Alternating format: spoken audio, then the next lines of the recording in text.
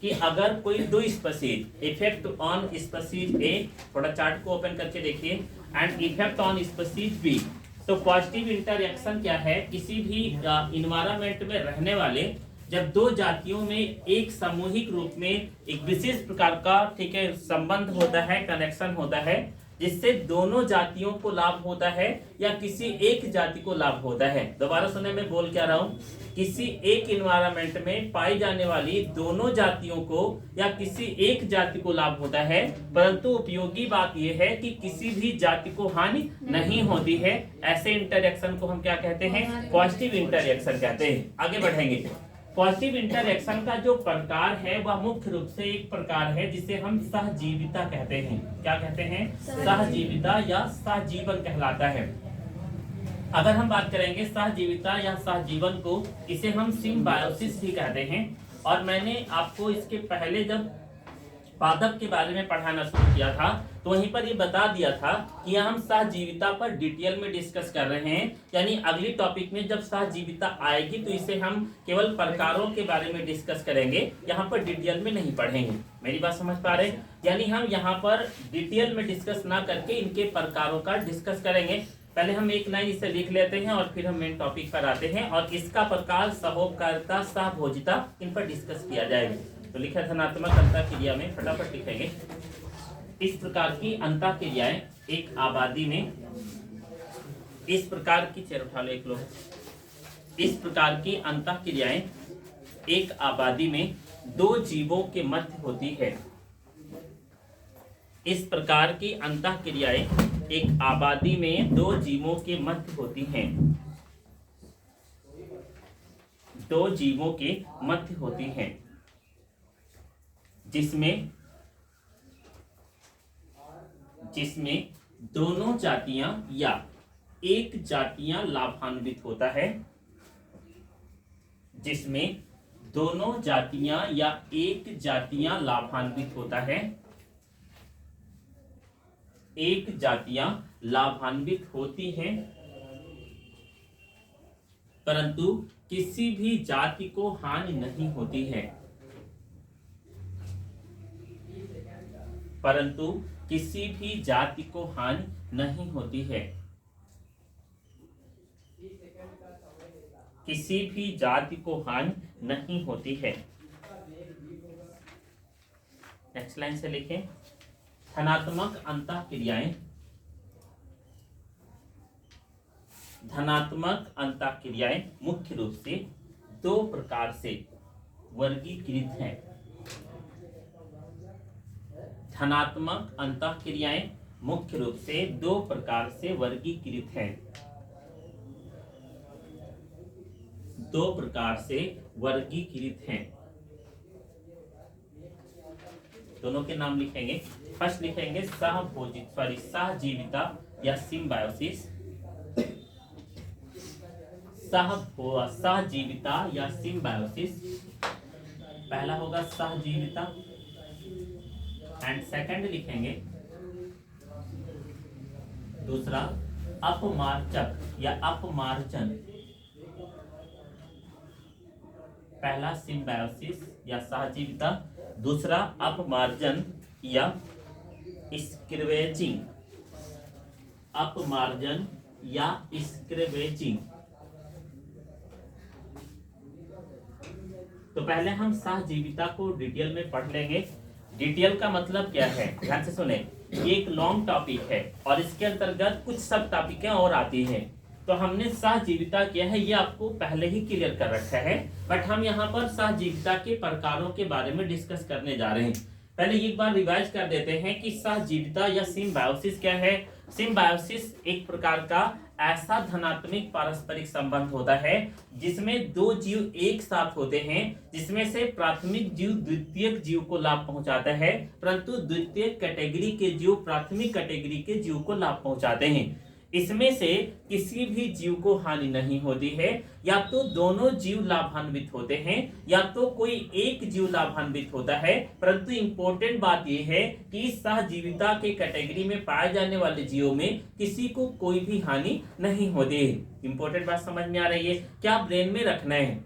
Symbiosis एक प्रकार का विशेष प्रकार का धनात्मक पारस्परिक क्रिया है, जिसमें से दो अलग अलग प्रकार की जातियां एक साथ रहती हैं, दोनों जातियां लाभान्वित होती हैं, या केवल एक जातियां लाभान्वित होती हैं परंतु किसी को भी हानि नहीं होती है।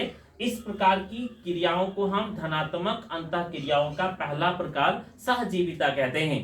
इसके अलावा on the basis of the combination यानी जुड़ने के आधार पर और लाभ प्राप्त करने के आधार पर सहजीविता कई प्रकार से बटा हुआ है, जिसे हम तीन मुख्य भागों में बांटकर पढ़ेंगे।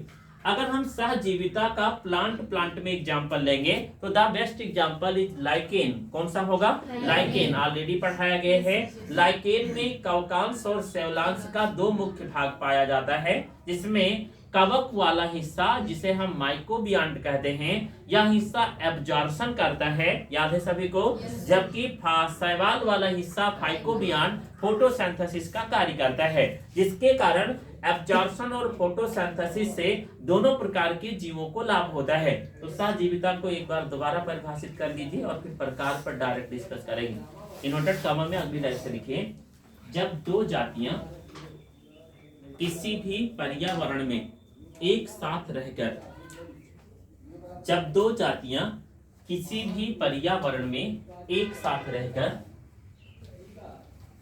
दो जातियां किसी भी पर्यावरण में एक साथ रहकर लाभान्वित होती हैं परंतु किसी को भी हानि नहीं होता है। एक साथ रहकर लाभान्वित होती हैं परंतु किसी को भी हानि नहीं होता है। किसी को भी हानि नहीं होता है। तो इस प्रकार का पारस्परिक संबंध इस प्रकार का पारस्परिक संबंध सहजीविता कहलाता है। इस प्रकार का पारस्परिक संबंध सहजीविता कहलाता है।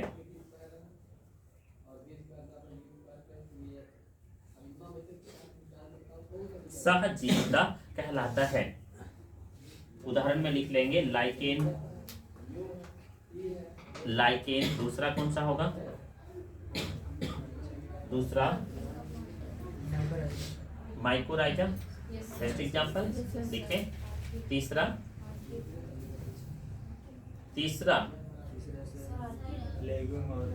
राइजोबियम लेग्यूम संबंध, this is the third best example. Rhizobium legume संबंध, राइजोबियम लेग्यूम संबंध, ठीक है। याद क्या रखना है सहजीविता के लिए? एक बार रुक कर देख।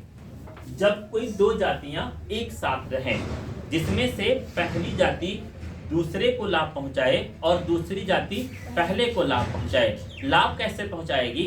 इन दोनों की एक्टिविटी क्रियाकलापों से पहली और दूसरी को लाभ होगा।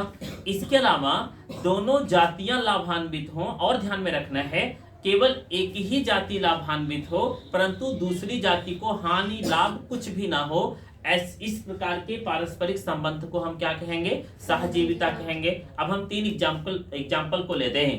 पहला मैंने अभी आपको बताया लाइकेन। क्या बताया था? लाइकेन। लाइकेन में कवक और शैवाल दो जातियां हैं। जोर से बोले। कौन कौन सा है? फंजाई है। और दूसरा कौन सा है? जोर से बोलिए। पहला कौन सा है? भूल जा रहे। पहली जाति कौन सी है? कवक है। खा पी के नहीं आए हैं कि एनर्जी नहीं है? पहली जाति कौन सी है? कवक है। और दूसरी कौन सी है? एल्गी है। क्लियर? अब देखिए, एल्गी और फंजाई दोनों लाभान्वित है, बिकॉज ये एब्जॉर्प्शन कर रहे हैं। क्या कर रहे हैं? एब्जॉर्प्शन की प्रोसेस। और ये क्या कर रहे हैं? फोटोसिंथेसिस की प्रोसेस। तो this is the symbiotic association in between the lichen, fungi and algae. Second में देखें, एग्जांपल दिया गया माइकोराइजा। क्या दिया गया था?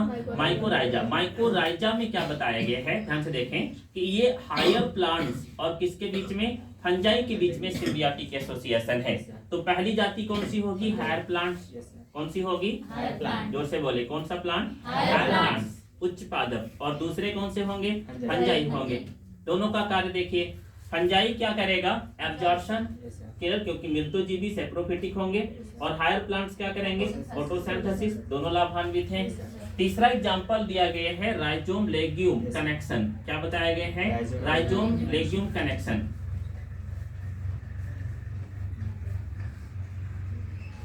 इसमें कौन कौन सी जातियां हैं? जोर से बोले।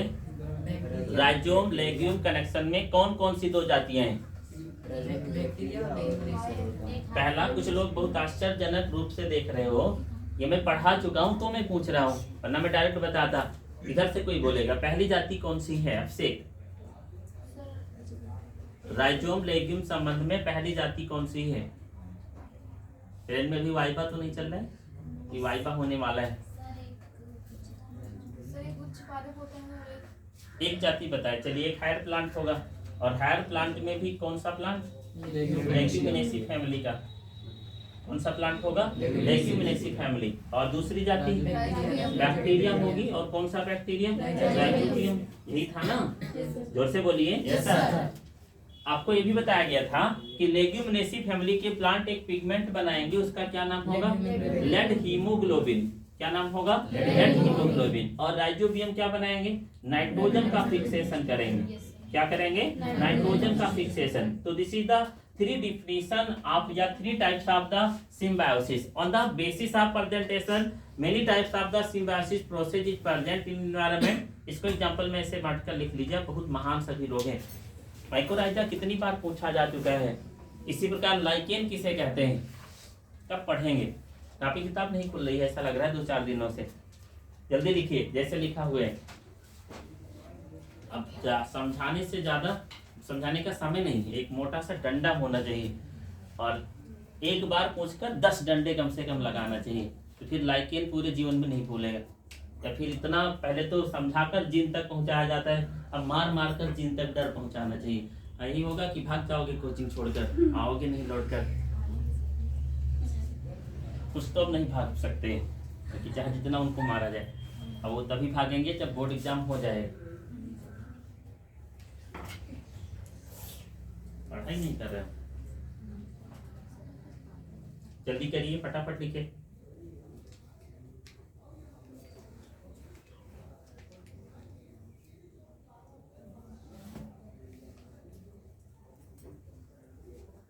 हो गया सभी का?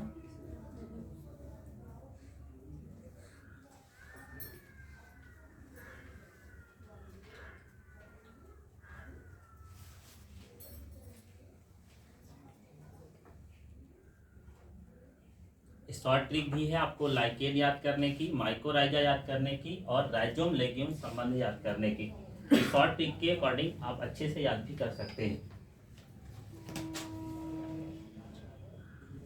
देन अब हम सिम्बायोसिस प्रोसेस का एक एक प्रकार देख लेते हैं, ठीक है। और देन लास्ट में अपमार्जन को देखेंगे। अपमार्जन स्कैवेंजिंग प्रोसेस जो है ये बहुत ही छोटी है, और हमें इसे 3 से 4 लाइन के रूप में लिख लेना है। बट ये जो सहजीविता है यह कई प्रकार से होती है। पहली सहजीविता में केवल देखिए, सहजीविता मतलब क्या है, एक बार अपना ब्रेन और अपना कान दोनों खोल लीजिए और अपने डीएनए तक ये बात पहुंचा लीजिए कि सहजीविता क्या होती है। सहजीविता का मतलब ये है किसी भी इन्वायरमेंट में जब दो जातियां एक साथ हों, या तो दोनों जातियों को लाभ हो। एक बार दोबारा सुने, किसी पर्यावरण में दो जातियां एक साथ पाई जाएं जिसमें दोनों जातियां लाभान्वित हों, या फिर एक जाति लाभान्वित हो परंतु किसी दूसरी जाति को हानि ना हो, तो ऐसा इंटरेक्शन धनात्मक प्रकार का क्या कहलाएगा? सिम्बायोसिस या सहजीविता कहलाएगा। क्या याद रखना है? समझ में आया? क्या याद रख रहे हैं? किसी भी जाति को हानि नहीं होगी। दो जातियां लाभान्वित हो या एक जाति लाभान्वित हो, परंतु महत्वपूर्ण बात क्या है, किसी को भी हानि ना हो, तो ऐसे इंटरेक्शन को हम सिम्बायोसिस कहेंगे। लाइकेन में दोनों जातियां लाभान्वित है, मैंने अभी जो 3 एग्जांपल दिए दोनों को लाभ मिल रहे हैं। माइकोराइजा में दोनों जातियां लाभान्वित हैं। राइजोम लेग्यूम संबंध में दोनों जातियां लाभान्वित हैं। अब आगे देखिएगा, सिम्बायोसिस की प्रोसेस अब अलग अलग जीवों में अलग अलग प्रकार से बढ़ती है, क्योंकि अब इसमें कुछ जातियां ऐसी भी जुड़ जाती हैं जिनमें से एक को तो लाभ होता है परंतु दूसरे को ना तो लाभ होता है ना तो हानि होती है। देखेंगे सहजीविता जो है ये पहला प्रकार बनता है जिसको सहजीविता या सिम्बायोसिस, इसका जो पहला प्रकार होगा ये बनता है सहभोजिता। क्या बनता है? सहभोजिता। ध्यान से समझिएगा। दूसरा प्रकार बनता है सहभोजिता के बाद में प्रारंभिक सहयोग। सेकंड बनेगा प्रारंभिक सहयोग। अभी आपको लिखना नहीं है, केवल समझना है। तीसरा प्रकार बनेगा सेकंड थर्ड कैटेगरी सहोपकारिता। ठीक है, पहली बात, हम अपनी बात पर बिल्कुल अटल रहेंगे। बात कौन सी है कि दो जातियां एक साथ हैं, दोनों को लाभ होगा या एक को लाभ होगा, लेकिन हमारी अटल होने वाली बात क्या है, किसी को हानि नहीं होगी। अटल रहेंगे सभी। फर्स्ट पर देखेंगे, सहभोजिता ऐसा प्रकार का विशेष कॉम्बिनेशन है दो जातियों के मध्य में जिसमें से केवल एक जाति को लाभ हो रहा है, दूसरे जाति को लाभ नहीं हो रहा है। अभी मैंने जो लाइकेन, माइकोराइजा, राइजोम, लेग्यूम संबंध बताया, दोनों जातियां लाभान्वित हो रही थी। पहले में देखेंगे सहभोजिता। सह मीन्स होता है साथ साथ, भोजिता मीन्स भोजन ग्रहण करना। इस प्रकार के सिम्बियोसिस में दो जीव एक साथ रहते हैं जिसमें प्रथम जाति लाभान्वित होता है परंतु दूसरे जातियों को ना तो हानि होती है ना तो लाभ होता है। अब पहला एग्जांपल, आपको एक प्लांट का एग्जांपल दिया गया था, ऑर्किड। कौन सा प्लांट? ऑर्किड। याद है सभी को? ऑर्किड में क्या बताया गया कि कुछ प्लांट्स ऑर्किडेसी फैमिली के मैंगो या टाइप्स ऑफ फायर प्लांट की लीफ पर ग्रो कर जाते हैं, यानी उनके तनों पर विकसित हो जाते हैं, जिससे उनको फोटोसिंथेसिस करने और हाइग्रोस्कोपिक रूट के कारण वातावरण से जल को अवशोषित करने की क्षमता डेवलप हो जाती है। इसमें फिलामेंट टिश्यू भी आपको समझाया गया था। लेकिन क्या ऑर्किड से आम के पौधे को कोई लाभ हो रहा है? नहीं हो रहा है। क्या ऑर्किड से आम के पौधे को कोई हानि हो रही है? नहीं हो रहा है, बिकॉज वो उनका न्यूट्रिशन सर्व नहीं करता है। तो इसके बारे में लिखेंगे और एग्जाम्पल पर डिटेल डिस्कस करेंगे। सहभोजिता क्या है पहले लिख लीजिए हेडिंग डाल के। सहभोजिता इंग्लिश में कहते हैं कॉमनल। सहभोजिता या कॉमनल।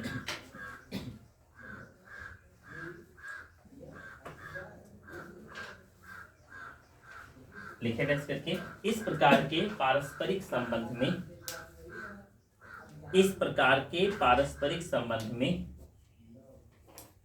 दो जीव एक साथ पारस्परिक क्रिया करते हैं। इस प्रकार के पारस्परिक संबंध में दो जीव एक साथ पारस्परिक क्रिया करते हैं। दो जीव एक साथ पारस्परिक क्रिया करते हैं। पूर्ण विराम करके लिखेंगे, प्राथमिक जीव द्वितीयक जीव को लाभ पहुंचाता है। प्राथमिक जीव द्वितीयक जीव को लाभ पहुंचाता है, परंतु द्वितीयक जीव प्राथमिक को लाभ या हानि नहीं पहुंचाता है। द्वितीयक प्राथमिक को लाभ या हानि नहीं पहुंचाता है। इसको हम बदल भी सकते हैं। पेन रोक कर सुनिए। हमने क्या बताया, सहभोजिता में दो जीव एक साथ पारस्परिक क्रिया करेंगे। ध्यान से सुने। प्राथमिक जीव द्वितीयक को लाभ पहुंचाएगा और द्वितीयक जीव प्राथमिक को ना तो लाभ पहुंचाएगा ना तो हानि पहुंचाएगा। अगर हमें इसे बदलना हो, दो जीव एक साथ रहेंगे, द्वितीयक जीव प्राथमिक को लाभ पहुंचाएगा और प्राथमिक द्वितीयक को ना तो लाभ पहुंचाएगा ना तो हानि पहुंचाएगा। मतलब क्या है, देखिए दिस इज, मान लेते हैं मेरे हैंड्स को देखें, ये प्राथमिक जीव है और ये द्वितीयक जीव है। ये वाला इसको लाभ पहुंचाएगा और ये वाला इसको ना तो लाभ पहुंचाएगा ना तो हानि पहुंचाएगा। उल्टा कर देते हैं, ये द्वितीयक जीव था और ये प्राथमिक जीव था। ये वाला इसको लाभ पहुंचाएगा और ये वाला ना तो इसको लाभ पहुंचाएगा ना हानि पहुंचाएगा। अब ये वाला इसको लाभ पहुंचाएगा, ये वाला इसको ना तो लाभ पहुंचाएगा ना तो हानि पहुंचाएगा। मैं बोलना क्या चाह रहा हूँ, कितने लोग समझ पा रहे हो? दो जीव एक साथ रहेंगे, एक पहले को, यानी मान ले पहला है तो दूसरे को लाभ पहुंचाएगा, लेकिन दूसरा वाला पहले को लाभ और हानि नहीं पहुंचाएगा। दूसरा वाला अगर पहले को लाभ पहुंचाएगा तो पहला वाला दूसरे को लाभ और हानि नहीं पहुंचाएगा। ऐसा इन्वायरमेंट का कॉम्बिनेशन, ऐसा इन्वायरमेंट का पारस्परिक संबंध क्या कहलाएगा? सहभोजिता कहलाएगा।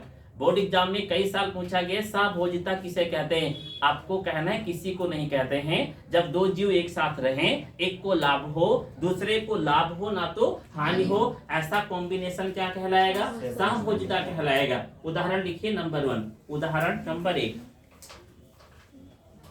लिखिए, समुद्री जल में पाई जाने वाली शार्क मछली, समुद्री जल में पाई जाने वाली शार्क मछली के साथ पाई जाने वाली चूसक मछली, शार्क मछली के साथ पाए जाने वाली चूसक मछली, समुद्री जल में पाई जाने वाली शार्क मछली के साथ पाई जाने वाली चूसक मछली सहभोजिता का उदाहरण है। सहभोजिता का उदाहरण है। सहभोजिता का उदाहरण है। इस पर उत्तर देखें।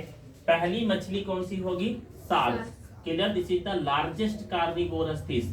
एक बड़ी सी मांसाहारी मछली है and this is the dangerous fish of the environment. ये प्रकृति की सबसे खतरनाक मछली भी मानी जाती है। इसके साथ में दूसरा जीव कौन सा है? चूसक मछली। क्लियर? अब आप ध्यान से सुनिएगा। चूसक मछली और शार्क मछली के बीच में सहभोजिता का क्या उदाहरण है? यह मछली आकार में बड़ी है, ध्यान से सुने, और ये काफी डिस्टेंस तक, दूरी तक गमन कर सकती है और ज्यादातर जीवों के मांस को खा सकती है। इनके निचले हिस्से पर चिपकी रहने वाली चूसक मछलियां यानी शार्क के द्वारा कुतरे गए मांस के टुकड़े को आसानी से पा जाती हैं और उन्हें खाकर अपना पोषण कर लेती हैं। तो देखिए, शार्क मछली से किसको लाभ हो रहा है? चूसक मछली को। लेकिन चूसक मछली से क्या शार्क को कोई लाभ या हानि हो रहा है? ना तो लाभ हो रहा है ना तो हानि हो रही है। तो यह सिम्बियोसिस क्या कहलाएगा? सहभोजिता। मेरी बात समझ गए? अब यहाँ पर शार्क को हानि क्यों नहीं हो रही है, इसका उदाहरण देखिए। शार्क मछली जब किसी बड़े जीव का शिकार करेगी तो जो उसका टुकड़ा हिस्सा मांस का होगा वह उसके लिए बेस्ट मटेरियल है, क्योंकि वह छोटे छोटे टुकड़ों को दोबारा खाएगी नहीं और वह जल में अपघटित होकर नष्ट हो जाएगा। उसको प्राप्त करके खाकर चूसक मछली अपना पोषण कर ले रही है, जिससे उसको कंप्लीट न्यूट्रिशन मिल रहा है। यानी चूसक मछली से इसको कोई लाभ और हानि नहीं है, लेकिन शार्क के साथ रहकर चूसक मछलियों का अस्तित्व या जीवन निश्चित बना रहता है। तो लिखें, कंप्लीट करें। आपने क्या लिखा है पूरा बोले। समुद्री जल में पाई जाने वाली शार्क मछली के साथ पाई जाने वाली चूसक मछली सहभोजिता का उदाहरण है। फुल विराम करके लिखेंगे। शार्क मछली आकार में बड़ी होती हैं तथा मांसाहारी होती हैं। शार्क मछली आकार में बड़ी होती हैं तथा मांसाहारी होती हैं। आकार में बड़ी होती हैं तथा मांसाहारी होती हैं, जो अधिक दूरी तक गमन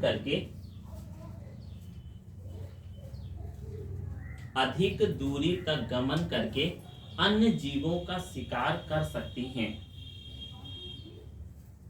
अधिक दूरी तक गमन करके अन्य जीवों का शिकार कर सकती हैं। विराम करके लिखेंगे। चूसक मछलियां इनके निचले पक्ष से जुड़ी होती हैं। चूसक मछलियां इनके निचले पक्ष से जुड़ी होती हैं तथा पखने फिन्स पक्ष से जुड़ी होती हैं तथा शार्क के द्वारा ग्रहण किए गए मांस के टुकड़े से पोषण प्राप्त करती हैं। शार्क के द्वारा ग्रहण किए गए मांस के टुकड़े से पोषण प्राप्त करती हैं।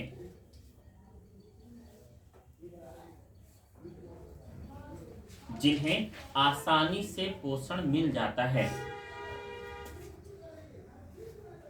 जिन्हें आसानी से पोषण मिल जाता है।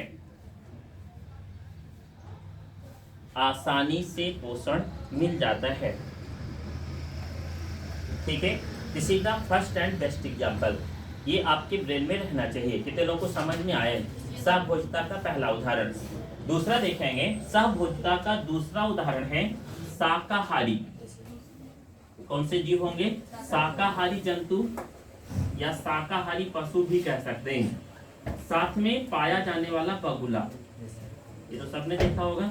शाकाहारी पशुओं तथा बगुलों के बीच में सहभोजिता का उदाहरण है। कैसे?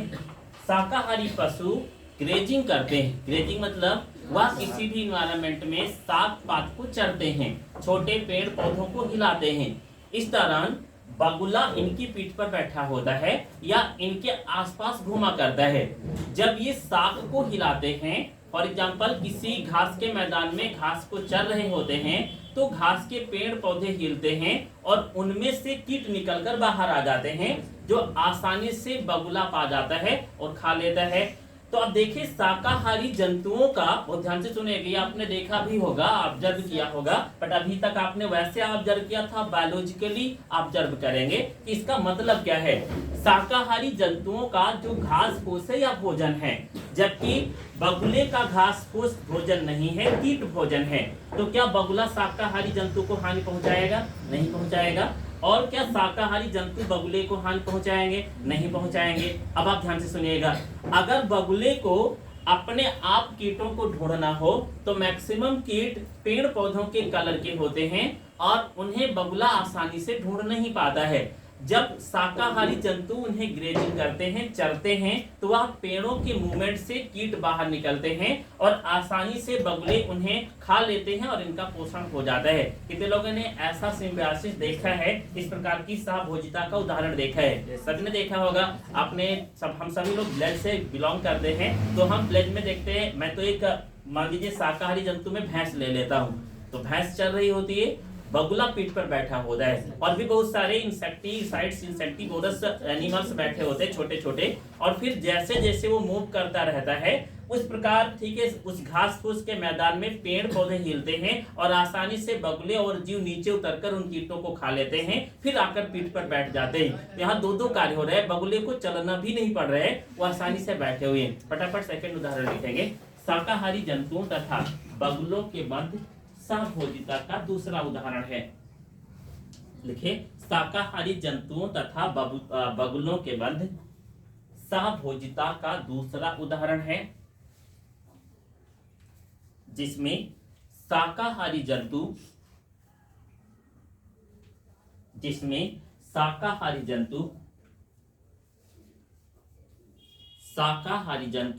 जब चारागाहों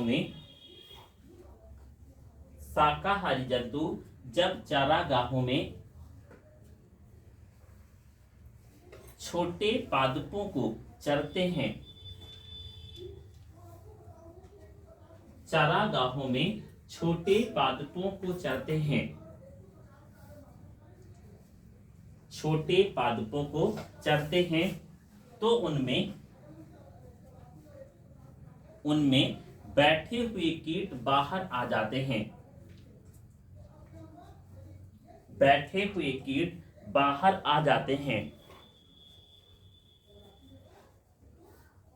बाहर आ जाते हैं, जिससे उन्हें आसानी से कीट प्राप्त हो जाते हैं।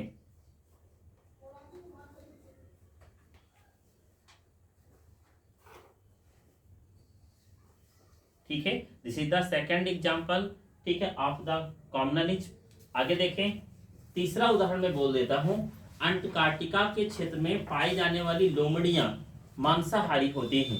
ये लोमड़ियां मांस को खाती हैं और कुछ मांस के हिस्से को छोड़ देते हैं। फिर इनके पीछे सील लगे होते हैं, एक जीव हैं जो मांस के छूटे हुए भाग को पहुंचकर भोजन करते हैं, जिससे इनको सहभोजिता का लाभ मिलता है। देखिए, अंटार्कटिका में पाई जाने वाली लोमड़ियां छोटे जीवों का शिकार करती हैं और उन्हें मार देती हैं। फिर वो जितनी आवश्यकता है उतने भोजन को खा लेते हैं और फिर उसे छोड़ देते हैं। देन उसके बाद में वो छोटी छोटी सील वहां पर पहुंचकर उस मांस को ग्रहण करती हैं और उन्हें गिफ्ट स्वरूप मुफ्त में भोजन मिल जाता है। This is the third example. एक एग्जाम्पल मैं और देता हूं। हम सभी लोग घर पे भोजन करते हैं और जब हमारी इच्छा भर जाती है तो हम रोटी उठाकर बाहर फेंक देते हैं और हमारे गांव में घूमने वाले कुत्ते उसे आकर खा लेते हैं। ये सहभोजिता का चौथा उदाहरण है जो बुक से नहीं है, स्वतः ऑब्जर्व किया हुआ है, क्योंकि जो रोटी का टुकड़ा हमने फेंक दिया है वह हमारे किसी काम का नहीं था, परंतु कुत्ते का पोषण वाला स्थान या ले रहा है, भोजन बन रहा है, तो यह सहभोजिता का तीसरा उदाहरण होगा। This is the best example. ये पहला प्रकार सहभोजिता, सबको समझ में आगे होगा। अब क्वेश्चन कैसे पूछा जाएगा वो सुन लीजिएगा। सहभोजिता किसे कहते हैं? सहभोजिता के आधार पर प्राथमिक जीव को लाभ मिलता है परंतु द्वितीयक जीव को लाभ या हानि नहीं होता है। उदाहरण सहित समझाइए। This is the first question and this question put up in 3 mark. Long question भी बनाया जा सकता है। सहभोजिता किसे कहते हैं? सहभोजिता का कोई 2 उदाहरण दीजिए। ठीक है, तो आपको दोनों उदाहरण देना है। 60 नोट में भी पूछा जा सकता है 2 नंबर में। सहभोजिता पर टिप्पणी लिखिए और पूछा भी गया है, अब आप अच्छे से कर पाएंगे। सेकंड डाल देंगे प्रारंभिक सहयोग, प्रोटो कॉपरेशन। सेकंड एग्जांपल प्रारंभिक सहयोग या प्रोटो कॉपरेशन।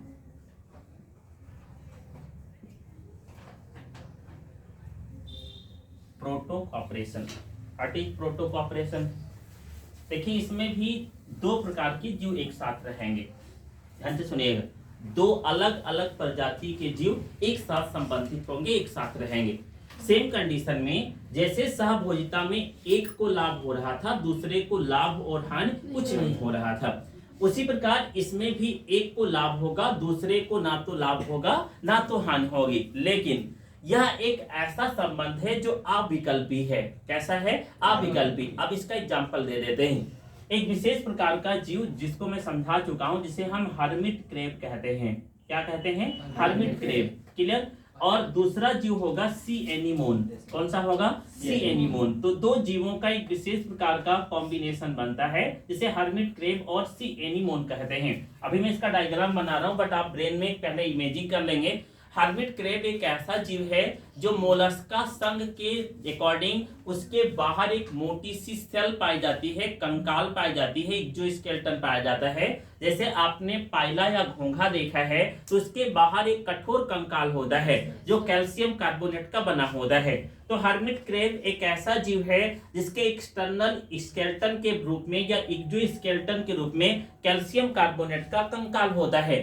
जबकि सी एनीमोन एक ऐसे जीव है जो अत्यंत सॉफ्ट ऑर्गन वाले होते हैं, अत्यंत कोमल होते हैं और अत्यंत छोटे होते हैं, जिसके कारण ये अधिकतम मछलियों के या अन्य जीवों के शिकार बन जाते हैं। अब सी एनीमोन हर्मिट क्रेब के कंकाल के अंदर प्रवेश कर जाते हैं, यानी एक्सोस्केलेटन के अंदर प्रवेश कर जाते हैं। लाभ क्या होगा?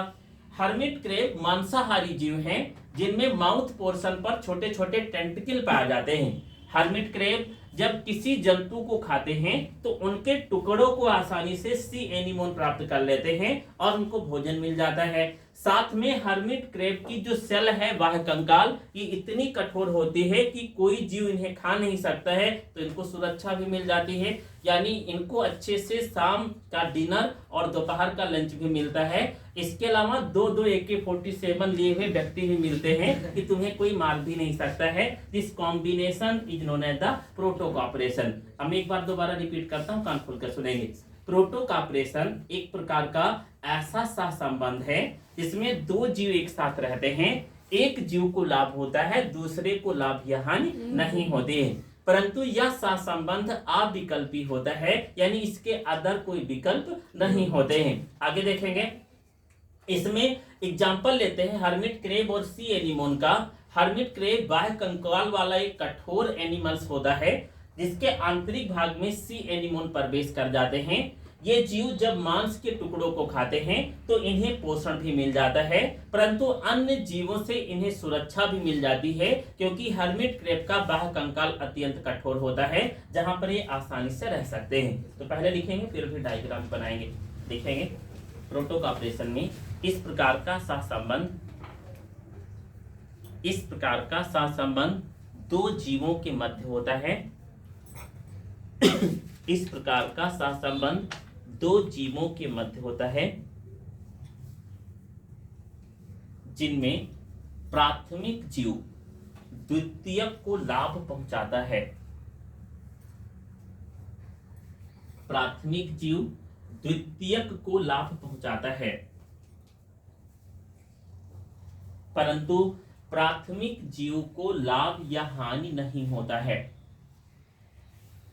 प्राथमिक जीव द्वितीयक को लाभ पहुंचाता है, परंतु प्राथमिक जीव को लाभ या हानि नहीं होता है।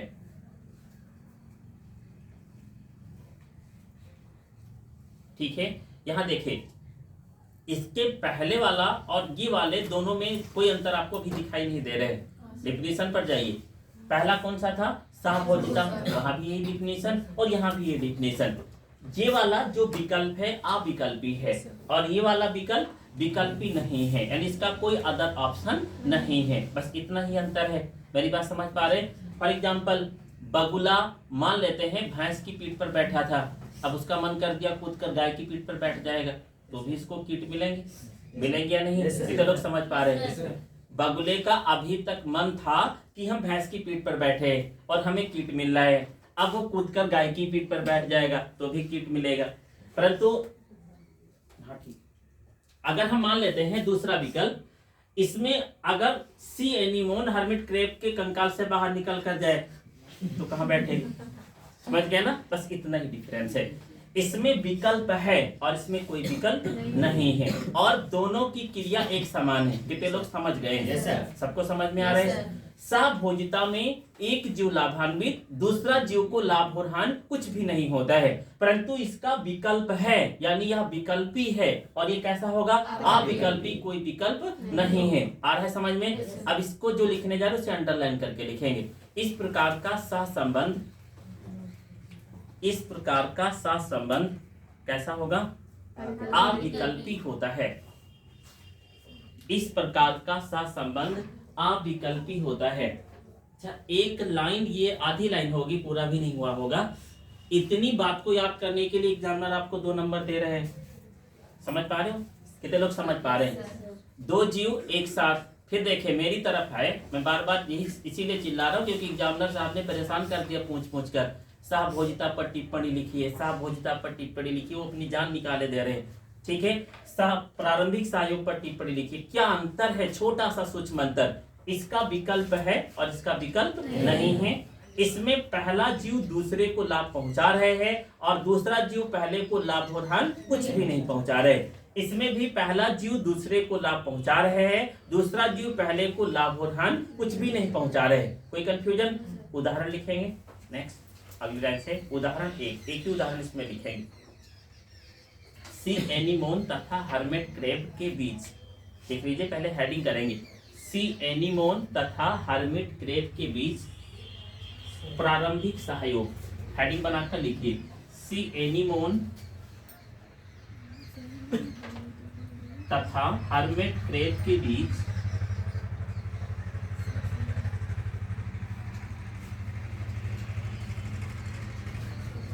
प्रारंभिक सहयोग।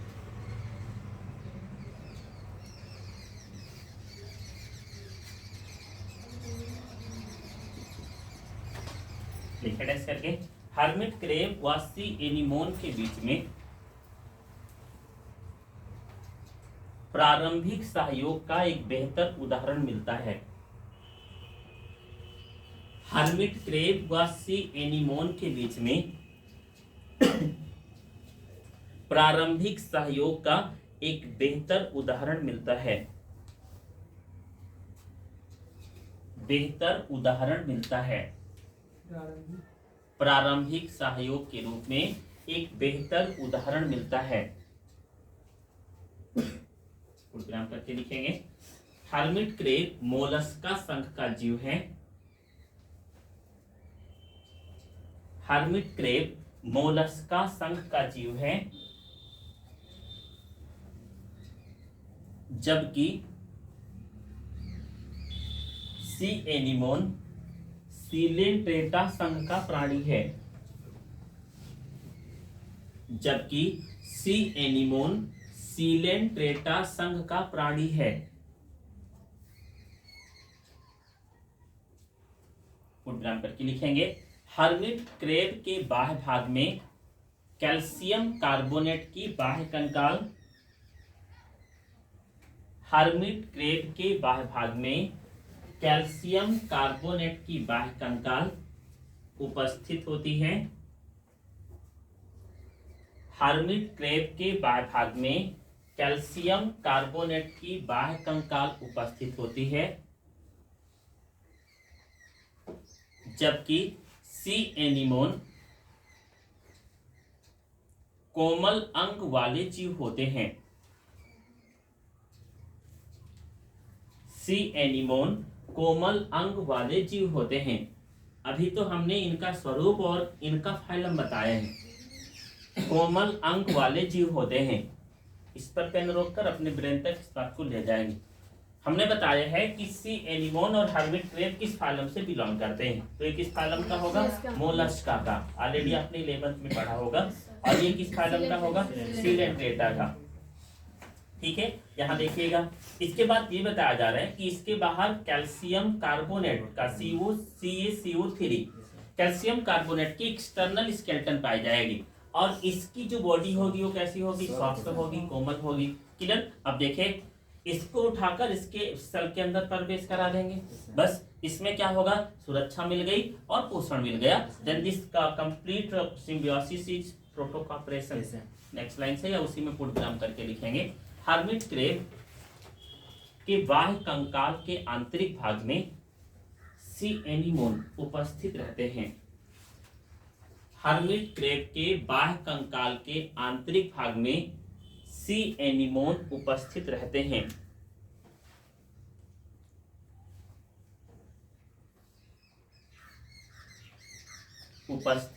हैं। जिसके कारण हर्मिट क्रेब को सुरक्षा मिलती है। जिसके कारण सी एनीमोन को सुरक्षा मिलती है व हर्मिट क्रेब के द्वारा ग्रहण किए गए भोजन से पोषण भी मिलता है। हर्मिट क्रेब के द्वारा ग्रहण किए गए भोजन से पोषण भी मिलता है।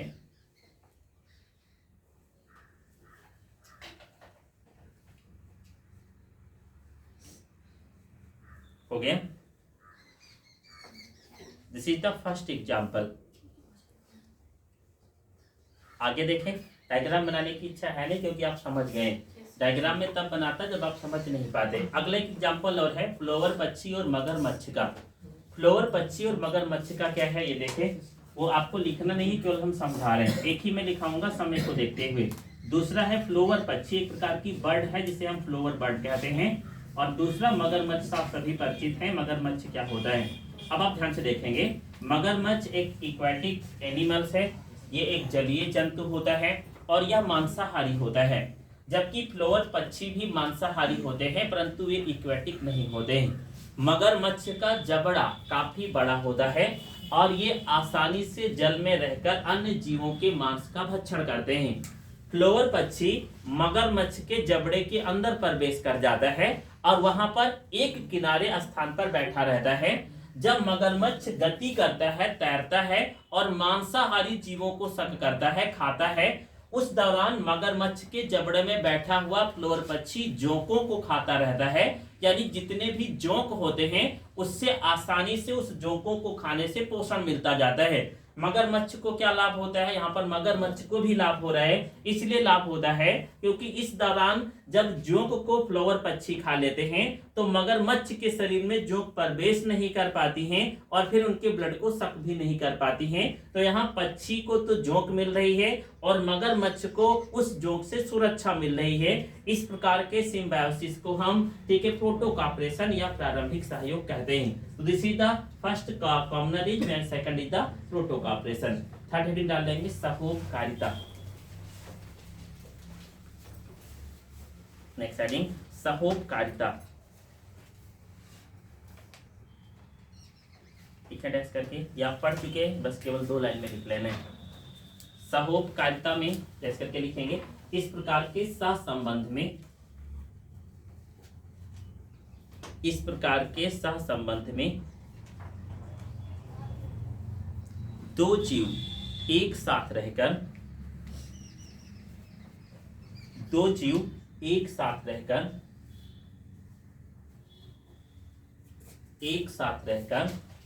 एक दूसरे के साथ पारस्परिक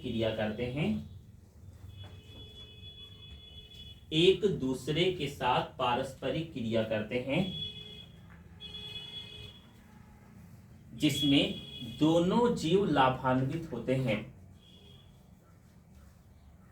एक दूसरे के साथ पारस्परिक क्रिया करते हैं जिसमें दोनों जीव लाभान्वित होते हैं। जितना हमने पहला लिखाया था सब इसी का उदाहरण है। ठीक है, उदाहरण लिखेंगे। लाइकेन सबसे पहले सहजीविता में लिखाएंगे लाइकेन, दूसरा माइकोराइजा, तीसरा राइजोम लेग्यूम संबंध। ठीक है, अब मैं तीनों को एक बार पुनः रिवाइज कर देता हूं। सहजीविता मेन टॉपिक है, बोर्ड पर आइए। सहजीविता कौन सी टॉपिक है? Main topic. और इसकी मेन टॉपिक कौन सी है? धनात्मक अंतःक्रिया। ये कितने प्रकार से है? 3 प्रकार से। तीनों में थोड़ा थोड़ा सा डिफरेंस है, क्लियर कर देता हूँ। पहले में देखेंगे सहजीविता धनात्मक अंतःक्रिया क्यों है, सबका कनेक्शन दिखाते हैं। धनात्मक अंतःक्रिया एक ऐसा इंटरेक्शन है जिसमें दो में से किसी एक जीव को लाभ होगा, दोनों को लाभ होगा, किसी को हानि नहीं होगी। क्लियर? ऐसे इंटरेक्शन को हम क्या कहेंगे? धनात्मक या पॉजिटिव इंटरेक्शन। समझ में आया? सहजीविता क्या हुआ? सह मीन्स हुआ एक साथ, और जीविता मीन्स क्या होगा? जीवित रहने वाले। अब लाभ के आधार पर इनकी कितनी कैटेगरियां हो जाएंगी? 3 कैटेगरी। पहला सहभोजिता, पहला दूसरे को लाभ पहुंचाएगा, दूसरा पहले को लाभ या हानि कुछ भी नहीं पहुंचाएगा। इधर देखेंगे, पहला दूसरे को लाभ पहुंचाएगा, दूसरा पहले को लाभ या हानि किसी प्रकार का ठीक है इंटरेक्शन नहीं करेगा। दोनों में अंतर क्या है? यह विकल्पी है और यह अविकल्पी होता है। इतनी बात समझ में? तीसरा क्या है? सहोपकारिता। सहोपकारिता का उदाहरण होगा, बेस्ट ध्यान से सुनेंगे। इसमें मुख्य रूप से एक जीव दूसरे जीवों के साथ रहकर लाभ प्राप्त करता है, परंतु इन दोनों के बीच जो इंटरेक्शन होने वाला है, इसमें कभी कभी तो देखा जाता है कि एक से दूसरे को और दूसरे से पहले को लाभ होता है। फॉर एग्जांपल लाइकेन में फाइकोबियांट माइकोबियांट को और माइकोबियांट फाइकोबियांट को लाभ पहुंचाएगा। दूसरा एग्जांपल आपका होगा माइकोराइजा, कवक पादप को पादप कवक को लाभ पहुंचाएगा। तीसरा उदाहरण होगा राइजोबियम, लेग्यूमिनेसी फैमिली प्लांट को, और लेग्यूमिनेसी फैमिली प्लांट राइजोबियम को लाभ पहुंचाएंगे। तो this is the complete example of ठीक है सिम्बायोसिस। अब क्वेश्चन कैसे पूछा जाएगा? 3 प्रकार बन रहा है। पहले लॉन्ग क्वेश्चन को देखें। धनात्मक अंतःक्रियाएं किसे कहते हैं? धनात्मक अंतःक्रियाओं के आधार पर विभिन्न प्रकार को समझाइए। तो तीनों लिखने हैं। अगला देखें, अथवा करके अगला क्वेश्चन, सहजीविता क्या है? सहजीविता का विस्तार पूर्वक वर्णन कीजिए। तीनों लिखना है आपको, उदाहरण सही समझाना है। अब 60 नोट देखेंगे। सहभोजिता पर टिप्पणी लिखिए, चेक करेंगे। प्रारंभिक सहयोग पर टिप्पणी लिखिए, सहोपकारिता पर टिप्पणी लिखिए। चलो मुझे क्वेश्चन बनाना है, अभी तक तो एग्जामिनर बना रहे थे, अब मैं बनाने जा रहा हूँ। लाइकेन क्या है? लाइकेन में किस प्रकार का पारस्परिक संबंध पाया जाता है? लाइकेन तथा माइकोराइजा पर दीर्घ टिप्पणी लिखिए। ये मेरा क्वेश्चन है, अलग से पूछा हूँ, यहीं से पूछा गया है। अगला मैं पूछ लेता हूँ, सी एनिमोन तथा हर्मिट क्रेब के मध्य में कौन सा सह संबंध पाया जाता है? साथ में अगला क्वेश्चन बना रहे हैं, एक बगुला किसी शाकाहारी जंतु के साथ रहकर कौन से सह संबंध को स्थापित करता है? विस्तार पूर्वक समझाइए। तो मैं उल्टा आ रहा हूँ, सब लोग इधर से जा रहे थे, मैं उधर से आ रहा हूँ। अगला क्वेश्चन देखेंगे, फाइकोबियांट तथा माइकोबियांट किस प्रकार लाभान्वित होते हैं? इस क्रिया से बना हुआ चक्र क्या कहलाता है? समझाइए। मैंने पूछा लाइकेन ही है, क्या पूछा है? लाइकेन। अगले घूम कर आते हैं, हर्मिट क्रेब तथा सी एनिमोन का सह संबंध किस प्रकार के सह संबंध को प्रदर्शित कर रहा है? उल्लेख कीजिए। क्वेश्चन वही है, कुछ परिवर्तन नहीं है। कितने लोग समझ पा रहे हैं? सहोपकारिता किसे कहते हैं? इन्हीं 2 उदाहरण के साथ समझाइए। तो अनेक क्वेश्चन यहाँ से बन सकता है। नेक्स्ट सेटिंग डाल लेंगे। पहला आपका हो गया सहजीविता, दूसरा क्या है इसमें? अपमार्जन। नेक्स्ट सेटिंग डाल लें, अपमार्जन। अगली हेडिंग अपमार्जन। अपमार्जन क्या है? जब कोई जंतु मर जाए, डेड मटेरियल्स के रूप में कन्वर्ट होने लगे। मरने के बाद और अपघटित होने के पहले, कान खोलकर सुनेंगे, किसी जंतु के मरने के बाद अपघटित होने के पहले पृथ्वी के कुछ जीव उनके मांस का भक्षण करते हैं। ऐसे जीवों को अपमार्जक कहा जाता है। क्या कहा जाता है? अपमार्जक। तथा उनके द्वारा की गई क्रिया को हम क्या कहते हैं? अपमार्जन। क्या कहते हैं? अपमार्जन। देखिए, दो यहाँ शब्द आ रहे हैं, इनको मैं क्लियर करता हूँ। पहला शब्द है अपमार्जन। कौन सा शब्द है? अपमार्जन। और दूसरा शब्द है अपघटन। कौन सा शब्द है? अपघटन। ठीक है, मान लीजिए कि अभी शेर जिंदा था। मैं इससे बेस्ट एग्जांपल आपको नहीं मिलेगा, समझाने का प्रयास कर रहा हूँ। शेर कैसा था? जिंदा था। और ये शेर मर गया, यानी शेर अब इस समय क्या है? जिंदा होने के बाद मर गए हैं, यानी मृत अवस्था में आ गए हैं, यानी मृत शेर लिख सकते हैं, यानी डेड। ठीक है, लायंस। अब देखें, जब शेर मर जाए, इसी दौरान कोई जीव आए, हम एग्जांपल ले लेते हैं, गिद्ध आता है और शेर के मांस को खाकर समाप्त कर देता है। डिकम्पोज होने दिया? बोलिए, अपघटित होने दिया? नहीं होने दिया। यानी किसी जीव के मांस को जब डायरेक्टली कोई जीव ईट कर लेता है तो वह जीव तो अपमार्जक कहलाता है, परंतु उसके द्वारा की गई क्रिया को हम क्या कहते हैं? अपमार्जन कहते हैं। मेरी बात समझ पा रहे? अपघटन क्या है? शेर मर गया था तो कोई जीव इसके आसपास ना भटके, कुछ दिनों में शेर को धीरे धीरे धीरे धीरे मृदा के अंदर नष्ट कर दिया जाए, समाप्त कर दिया जाए, मिला दिया जाए, तो वह प्रक्रिया क्या कहलाती? अपघटन कहलाती।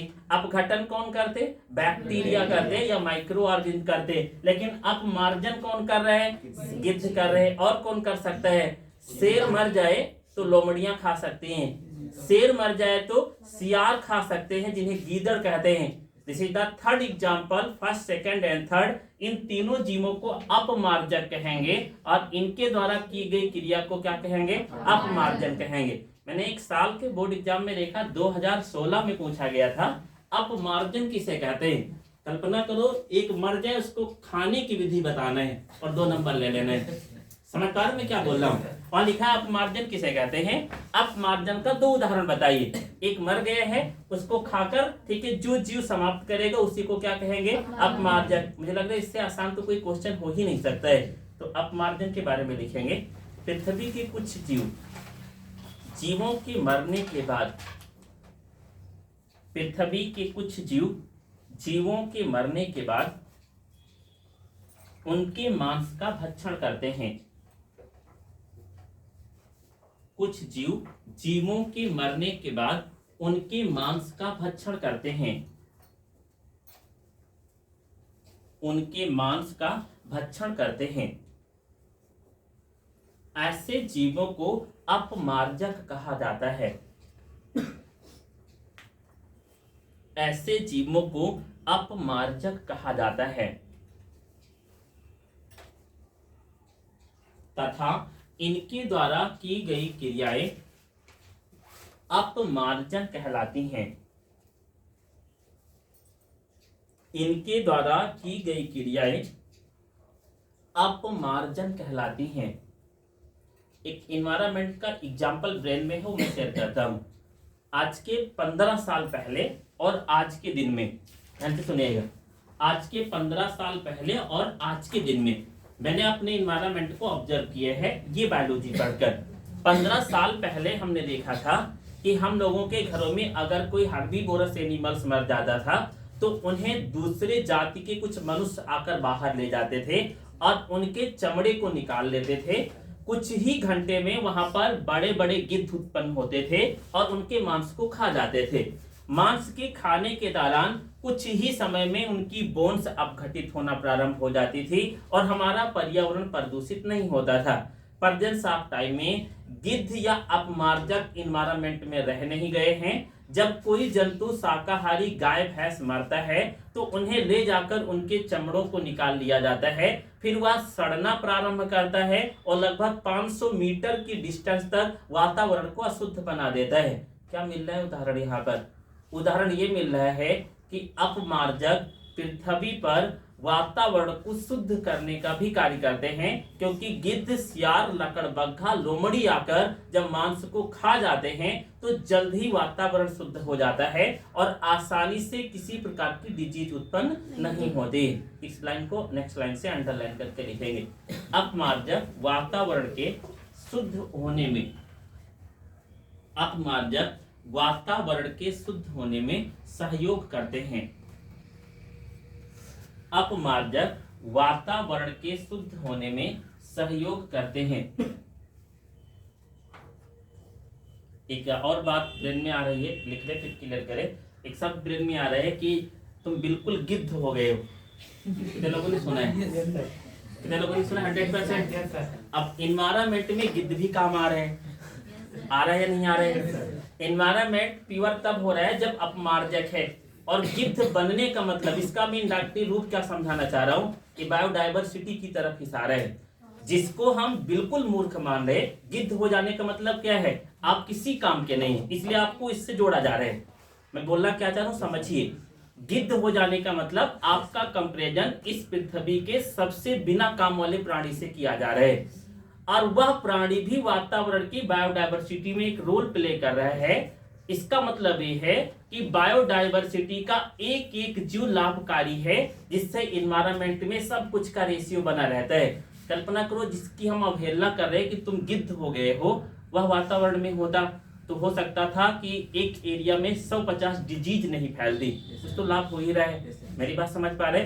नेक्स्ट लाइन से उदाहरण लिखेंगे। सियार, लकड़बग्घा, सियार, लकड़बग्घा, लोमड़ी, गिद्ध आदि। सियार, लकड़बग्घा, लोमड़ी, गिद्ध आदि। ठीक है, दिस इज पॉजिटिव इंटरएक्शन। ये सारे प्रकार आपको पढ़ा दिए गए हैं। इसके पहले एक रह गया था, शायद वो दिखाया मैंने नहीं, उदासीन सबसे पहले दिखा दिया था। तो आपके इन्वायरमेंट में कितनी इंटरएक्शन थे? पहला था उदासीन, दूसरा था ऋणात्मक और तीसरा था धनात्मक। तीनों आपको क्लियर कर दिया हूँ। तीनों को एक बार रिवाइज कर देता हूँ। उदासीन मतलब दोनों के कॉम्बिनेशन के मध्य में, दो जातियों के मध्य में ना तो लाभ होगा ना तो हानि होगा, यानी useful effects and harmful effect equal to zero, zero के बराबर होगी।